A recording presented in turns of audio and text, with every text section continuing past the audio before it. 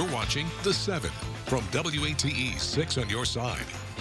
Good evening, I'm Bo Williams, and welcome to The 7. Let's get a look at the big 7 stories right now. And topping the list for us tonight, we are hearing from the family of a man killed in a workplace incident in Tellico Plains. We told you about the tragedy earlier this week when 44-year-old Adam Taylor died after becoming trapped under a concrete barrier while he was working at a ferric sawmill. Now, Taylor's wife spoke to us today about her husband, who she said worked on and off for the company for about 20 years. She says when he was not working, he was always spending time with his kids, building any and everything imaginable. I can't even put it into words what he was. He was perfect. He was everything. He was the perfect daddy.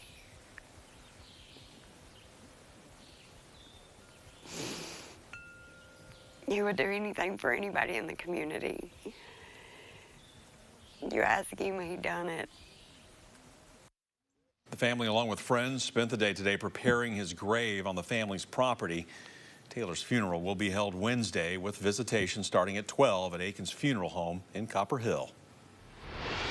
Well, the crash that we watched for hours last night has now claimed a man's life. We showed you the aftermath last night from a TDOT camera on the eastbound side of I-40 between Kodak and Norris Dam in Jefferson County. A report from THP shows that 20-year-old Ryan Perkey was killed in the incident. That report shows Perkey crashed into the back of a big rig that had slowed down because of construction zone traffic. The truck driver was not hurt. Troopers eventually had to use rolling roadblocks to get drivers moving again right around 10 o'clock last night. Continuing coverage for you now on the clash over a proposed new resort in Townsend.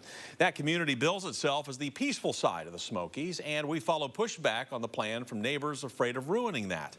The city's planning commission was supposed to hear the proposal last night, but now that's been delayed at the request of the developer. The project calls for around 130 cabins plus more RV camping spots, a clubhouse, swimming pool, and drive-in movie theater. A petition against the project drew more than 1,000 signatures. Townsend Mayor Don Prater says the developer asked to defer the rezoning request to a future meeting to just 2 hours before last night's session. Prater tells us the turnout filled the city auditorium with people spilling out into the lobby. Now, while the commission took no action, Prater says leaders answered questions and took public comment for more than 90 minutes. He says the city may look for a bigger venue the next time the development is on the agenda. Of course, we'll keep you posted on when leaders take up this issue again. All right, lots to go over after today's University of Tennessee's Advisory Board meeting. We're going to start with some good news. There will be no tuition increases for undergraduates and graduates. There are, however, some increases you will need to be aware of. While there is no tuition increase, there is a nearly 2% increase in mandatory fees for undergrad and grad students. Facility fees will go up 48.5%. Transportation fees will rise just over 29%. And housing fees will increase 5.3%. We have a responsibility here at the university to connect to all Tennesseans and to help Tennessee communities solve problems. A reminder that UT's graduation ceremony will be Saturday, May 20th at Thompson Bowling. TVA is making plans for retiring the coal-fired Kingston Fossil Plant, and they want to hear from you about the options moving forward. The Kingston Fossil Plant, you may remember, was the site of the 2008 disaster where ash and sludge poured out of a holding pond and into the Emery River, burying parts of, nearby properties. Well, in recent times, TVA has been pushing to cut its carbon footprint, aiming for net zero carbon emissions by 2050. We've been following the effort to close the nearby Bull Run steam plant by the end of this year. As for Kingston, well, TVA says it will need to supply a replacement. For the 1,500 megawatts of power its coal-fired generators provide, the impact statement lists TVA's preferred option as natural gas-fired turbines. That option rather than solar, wind, or other choices because of the need to add or reduce supply quickly as needed. TVA is taking public comments through July 3rd. It is also scheduling open house events in person and online during the month of June. And we have links to share your thoughts and learn about the plan at WATE.com. So check it out there. Well, the very first class of LMU's Debusk College of Osteopathic Medicine is graduating this weekend. Today, students went through their hooding ceremony, and many were presented special awards for their performance, academically and during clinical rotations. You know, it's been 4 years since LMU's Debusk College opened here in Knoxville, and several Knoxville native graduates that we spoke to tell us it was a dream for them to actually go to medical school so close to home.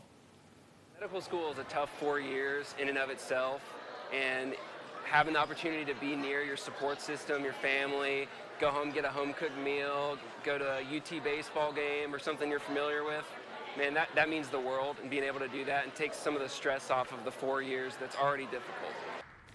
Max Ward, the student you just heard from, set now to start an internal medicine residency at Virginia Tech after graduation.